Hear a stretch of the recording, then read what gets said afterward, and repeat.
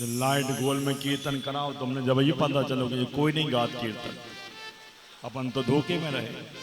कीर्तन गाना चाहिए। हम लोगों को तो सुनाई नहीं देता था, तो हम लोग सोचते थे कि माइक में आपकी आवाज हम लोग तक सुनाई नहीं दे रही है, आप लोग सब कीर्तन करते होंगे।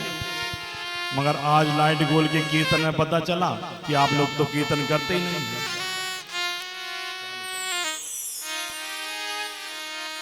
तो महात्मा जी ने उससे पूछा कि भैया आप क्यों नहीं आए, तुम इतने दिन हो गए। बोले महात्मा जी मेरे घर में बेटा हो गया है, तो उसी के उसमें लगे रहे।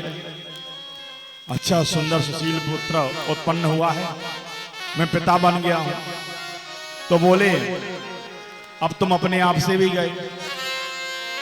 तो महात्मा जी ने जब ऐसा कहा तो वो बालक बोलने लगा कि आप ये बताओ, जब हमने आपको विवाह की खबर बताई थी कि विवाह हमारा तय हो गया है, लगन चढ़ गई है, तब आपने कहा था कि आप हमसे गए, और जब हमारा विवाह हो गया तो आप बोले कि अपने माता पिता से गए, और आज जब हमने बेटे की आपको खबर बताई तो आप बोल रहे हैं कि अपने आप से भी गए, ये क्या है। तो महात्मा जी ने बताया कि बेटा जब तुम्हारा विवाह तय हो गया तो हमारी जो उम्मीदें थी वो छूट गई कि तुम भगवान का भजन करोगे, हमारे साथ रहोगे, संन्यास ग्रहण करोगे। अब तुम हमसे तो गए क्योंकि तुम्हारा विवाह तय हो गया है, और जब विवाह हो गया तो अपने माता पिता से भी गए। क्यों? क्योंकि अब तुम्हें अपनी पत्नी का ध्यान रखना पड़ेगा, और वही उसके लिए तुम सब कुछ हो। सुन लो, तुम्हें को बता रहे हैं आंसू, तो तुम उससे भी गए। अब उसके बाद महात्मा जी ने कहा कि जब तुम्हारे यहां पुत्र हो गया तो तुम अपने आप से भी गए। क्यों? क्योंकि अब वो प्रेम बढ़ गया। तो जब ऐसा बताया उन्होंने कि देखो विवाह करने के बाद वो बताने लगा लड़का कि अरे महात्मा जी आप क्या जाने गृहस्थ आश्रम क्या होता है। चालू करो। बोले गृहस्थ आश्रम क्या होता है आप क्या जाने, आपने तो संन्यास ग्रहण कर लिया, कुटिया में आ गए, भगवान का भजन करने लगे।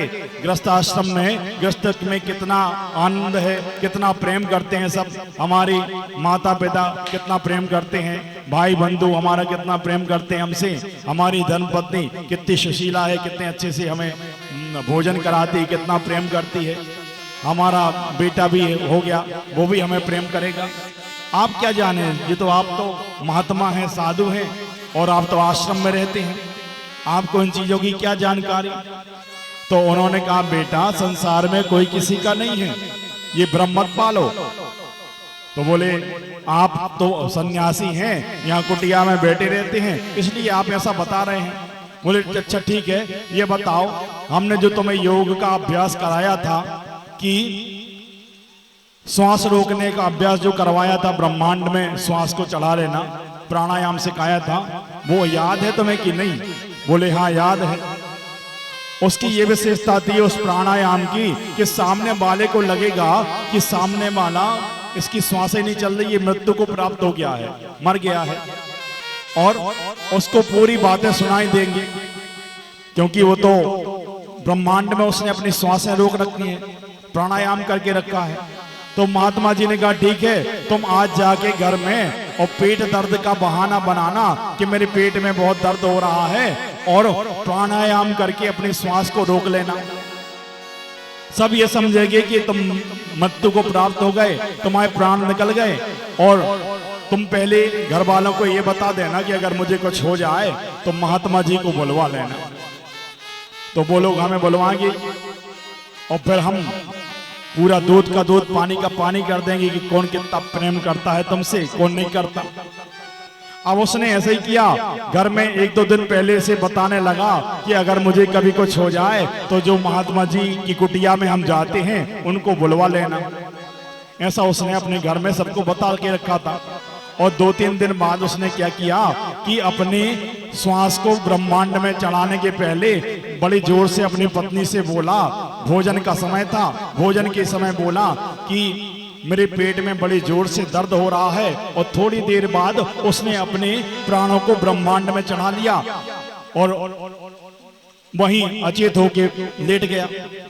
अब उसकी पत्नी ने देखा कि अभी तो इन्होंने कहा कि मेरे पेट में दर्द है और अभी इनको क्या हो गया। हिलाया डुलाया खूब उसने उठाने का प्रयास किया, लेकिन अब वो तो श्वास को रोक के श्वास को ब्रह्मांड में चढ़ा के और प्राणायाम के माध्यम से लेटा हुआ था।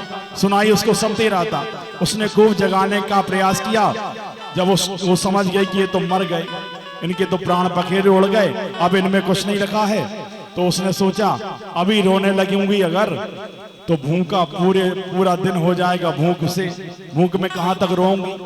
तो उसने कहा पहले भोजन कर लूं उसके बाद रोएंगे। तो उसने जल्दी जल्दी भोजन किया उसकी पत्नी ने। अब ये सब सुन रहा है। भोजन किया उसने। भोजन करने के बाद बड़े जोर से रोना प्रारंभ कर दिया। अरे मोरे राम। तो सारे सब दौड़ के आ गए। उसकी माता पिता भाई बंधु सब परिवार के लोग दौड़ के आ गए। बोले क्या हो गया? बोले पता नहीं क्या हो गया, अब भी तो ठीक थे और अब भी बोलने लगे कि मेरे पेट में दर्द है। और उसके बाद पता नहीं इनको क्या हो गया, अब उठा ही नहीं रहे हैं, मैं तो बहुत देर से जगा रही हूं। अब रोने पीटने लग गए सब।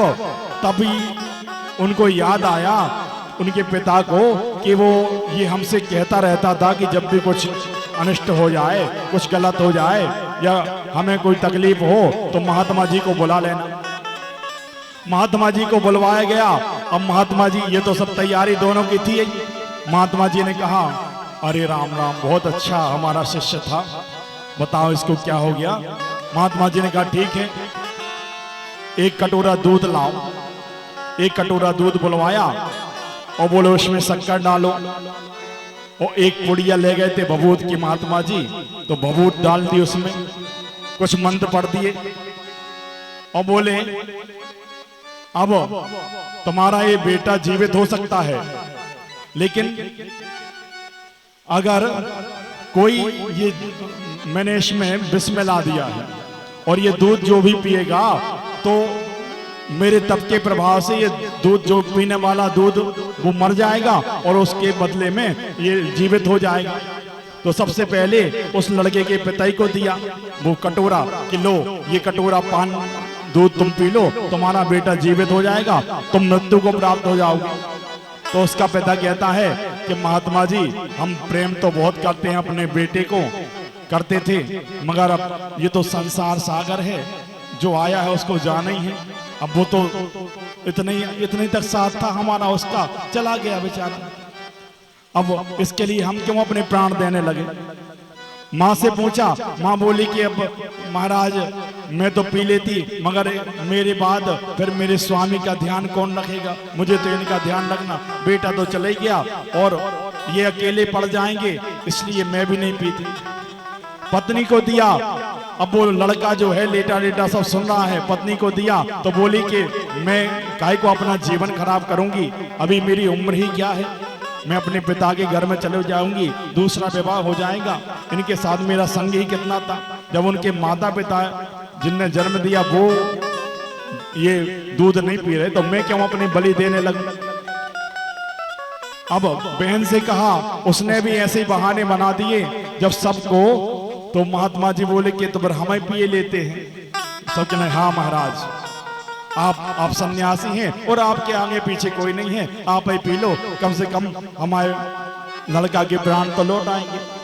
महात्मा जी ने, अब उसमें तो शक्कर मिली है, अच्छी शक्कर वाला दूध पिया और जैसे ही अपनी डाली पे हाथ चलाया और बोले बेटा उठ जाओ, तो तुरंत वो उसने अपनी प्राणवायु को बाहर किया, प्राणायाम से मुक्त हुआ और उठ करके खड़ा हो गया। बोले बेटा देख लिया संसार में कौन किसका है, तुम्हें कौन कितना प्रेम करता है। तुरंत उसने सब त्यागा और महात्मा जी के साथ वन में भगवान के भजन करने के लिए चला गया। इसलिए संसार में कोई किसी का नहीं है।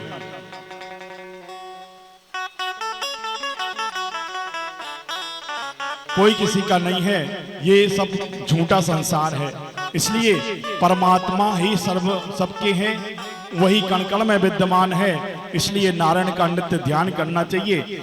संसार में रहो, सबके साथ रहो, क्योंकि ये जीवन जो है अकेले तो नहीं निकलता, लेकिन परमात्मा का ध्यान चिंतन करते हुए रहो।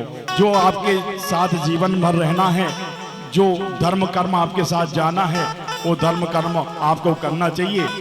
इसलिए भगवान का नित्य ध्यान और भजन करते रहना चाहिए। ययाति ने जब देखा कि मैंने इतने प्रकार के भोगों को भोग लिया, इतने प्रकार के भोगों को भोगने के बाद भी मेरी तृप्ति नहीं हुई, और मैंने अपने पुत्र तक की युवावस्था लेकर के इन भोगों को भोगा है, तब भी तृप्ति नहीं हुई। इसलिए उन्होंने सर्वस्व त्याग करके और अपने पुत्र गुरु को और राजपाट दी करके और वन में जाकर के भगवान का नित्य ध्यान करने लगे और परमात्मा के चरणों में विलीन हो गए।